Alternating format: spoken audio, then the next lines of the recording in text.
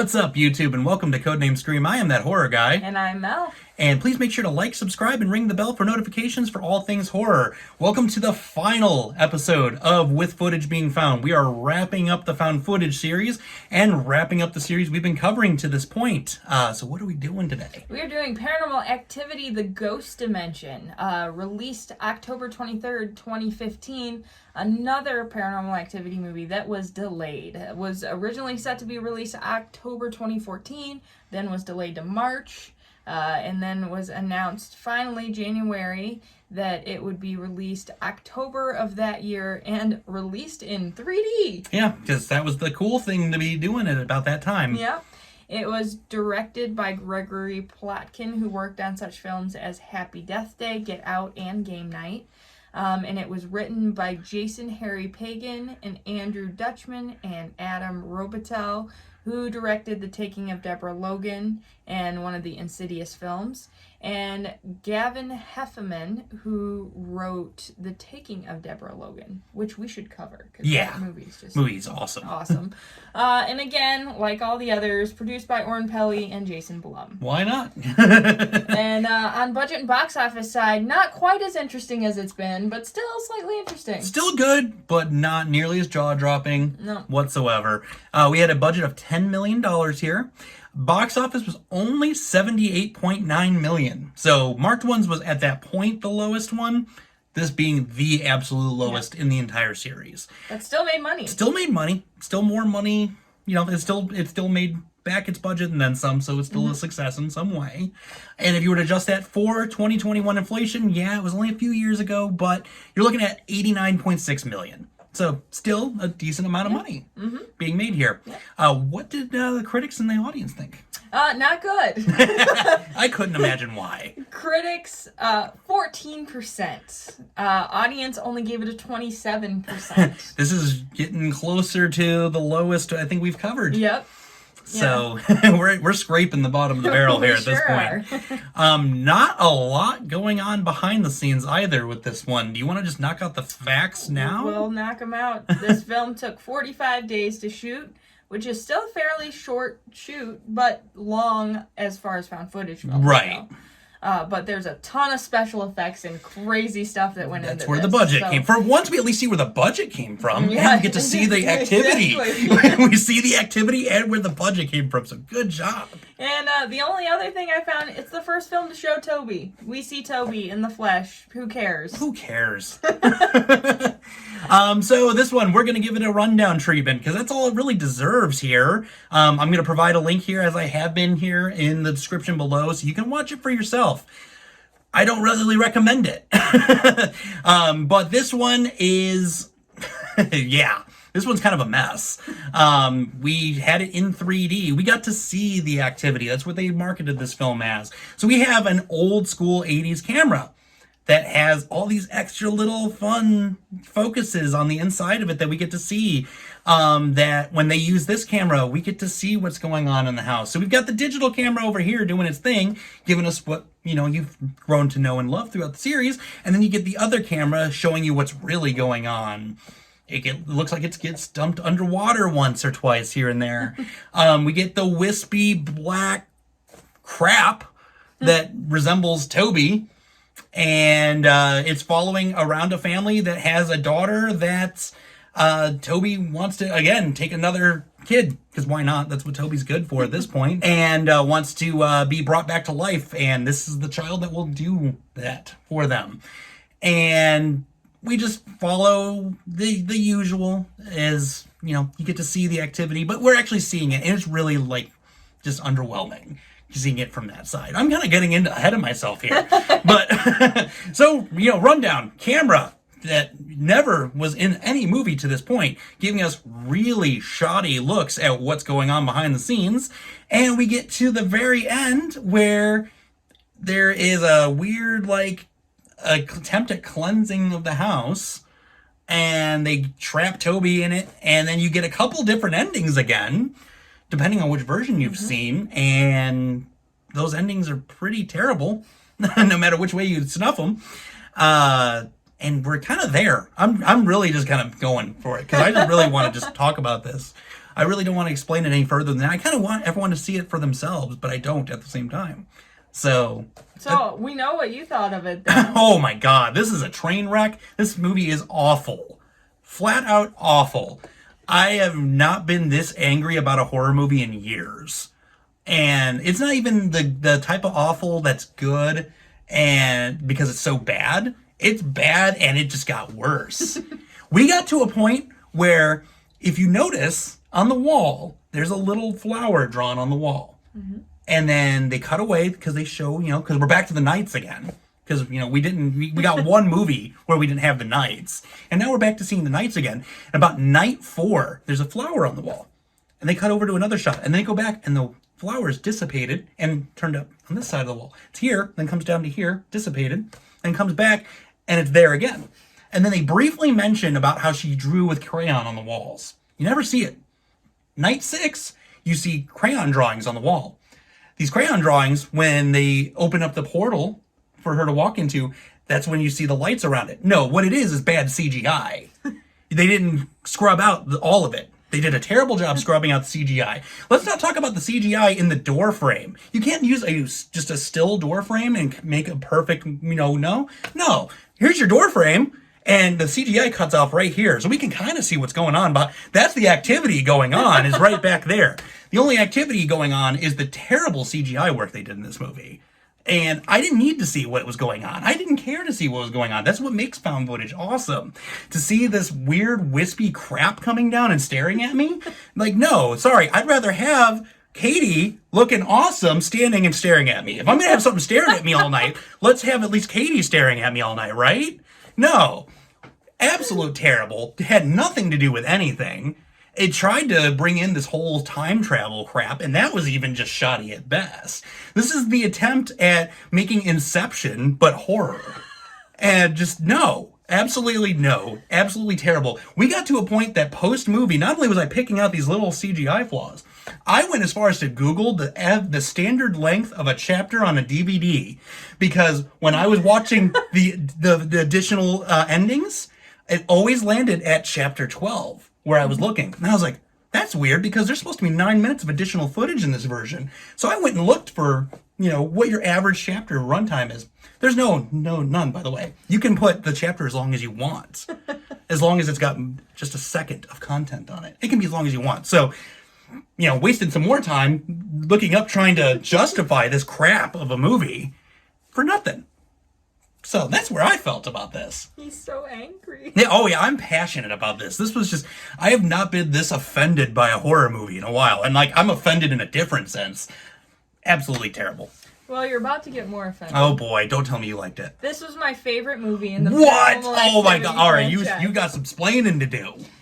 I thought the camera thing was genius. What? No. I do. And you know what? It almost didn't matter that the CGI was so bad to me. Oh, no. Because I thought the fact that because this whole franchise, they've utilized different types of technology, and it was always everyday things. Mm-hmm. The only thing I wish we would have gotten an origin of the camera. Yeah, exactly. Because we don't know if it's just a fancy camera that's picking up this stuff or if it's designed purposely to pick up Paranormal Activity. Okay. That's the only thing I wish that would have been changed about it. Opposite of what you're saying, I loved the time travel aspect of it.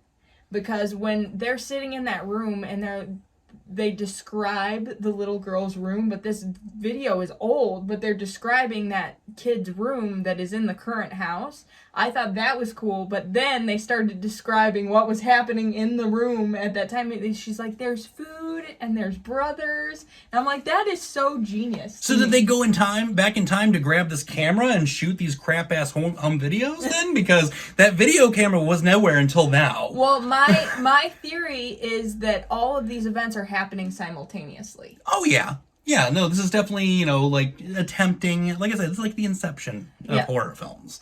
So I liked the time travel aspect of it. I almost liked that the CGI was bad, because if this movie had really good CGI, it would have been absolutely terrifying. So that almost gave you a little bit of a break that, part of it was comedic. And part of it was not supposed to be comedic, but it was, and I liked that about it. I liked that we got more into the culty activity, because up until this point we didn't really. I mean, the marked ones, we kind of had a little bit of, the witches, but we still don't know where they came from. Yeah. But now we have more description of midwives and who they are, thanks to this guy's research after, he's realizing, my house might be a cult home. And I liked that when they put the VHS in and he's like, that's not your house. And then you get the story of why that was, because I thought they were never going to revisit that. And they're like, no, this house was destroyed and a new house was built on it. I loved all of that. I liked the storyline. It kept me interested. I liked everyone in this movie, whereas the former movies, there was always someone I hated that annoyed me, but I liked everyone that was in this film. I thought the little girl was creepy. Oh yeah, well, little girls in general are super creepy. Like when at the end, when she's standing there and she's looking at the mom and she's got this look on her face, I was like, oh, like that gave me the heebie-jeebies. But I loved this movie. I loved it a lot. No, and let's talk about those CGI a little bit more. Those little girls, when you can't do anything. It's happened, and you can't even CGI out her entire eye. There's slightly still there. Like, come on, man, you did it right with the little girl and the other little girl. Her eyes were blacked out. That was scary. And then you got these other two. It's really half-assed, and it was really like, oh, hey, crap, we're on the last one. Let's just throw together this crap idea last second, And, another thing I did I liked how when they first with the camera see the weird stuff in the air, whatever paranormal thing it was picking up on, it got darker and more intense as the movie went on. And like I was saying, that's what I liked about the last film, the marked ones. I liked how you saw his possession grow worse and worse. I like having that, where something may not be bad, at the beginning, it's just weird, and then progressively gets worse. I thought they did a really good job with that. I just liked it. Can't help it. And for me, it's, when you go into found footage, you don't want to know what's going on. Yeah. You want to be scared. Because when you're not seeing what's going on, that's what adds to the fear and makes it more authentic and realistic. When I don't have a camera that can show me what the hell's going on. And neither did they, because at the end of the day, you shouldn't be able to see these things. And it takes away from the authenticity of found footage. Well, to me, I had to approach it as it being a Hollywood movie, because there was nothing about this that seemed found footage at all. No. The thing I will say about this, too, the acting was a little shoddy, and I think this might have been completely scripted. This one and the marked ones, I'd say, were probably completely scripted, whereas the, former 4 movies weren't scripted at all. No. So it did feel scripted to me, but I approached it more as watching a movie versus watching footage that was found. Yeah. So I think I was able to kind of get out of the found footage, critiquing it from that point. Same with marked ones. That didn't feel like a found footage film at all. No, not at all. And I think because those were such a departure, that's possibly why they didn't go with Paranormal 5 and 6. Paranormal Activity 5 and 6, and they kind of just created own movies off of the first 4, because they feel completely different. But I'm hoping in the next Paranormal Activity movie we get, I hope they talk about the origins of the camera. Something. I'm so fixated on that. Yeah. But yeah, I liked it. It was entertaining to me. I mean, sometimes to make me like a film, it doesn't have to be perfect CGI. Everything doesn't have to be perfect. It just has to entertain me, and this did that. It entertained me more than any of the previous Paranormal Activity movies. I mean, other than the first one. I mean, they're close. The first Paranormal Activity and this one, to me, are close. But I said at the beginning, Paranormal Activity, not my favorite. I'll tell you what my favorite is. I haven't had a favorite this far, so you had to have known it would have been this one. I was afraid that was the case, but we also both agreed we wouldn't discuss what our favorite was till the end. Correct. So, and my favorite is still the very first one, hands down. And then round number 2 is the marked ones. I loved the authenticity, the realness of 1, And I liked the Hollywood aspect of marked ones. I liked the can of whoop ass being brought on the Coven. Like, just little things like that.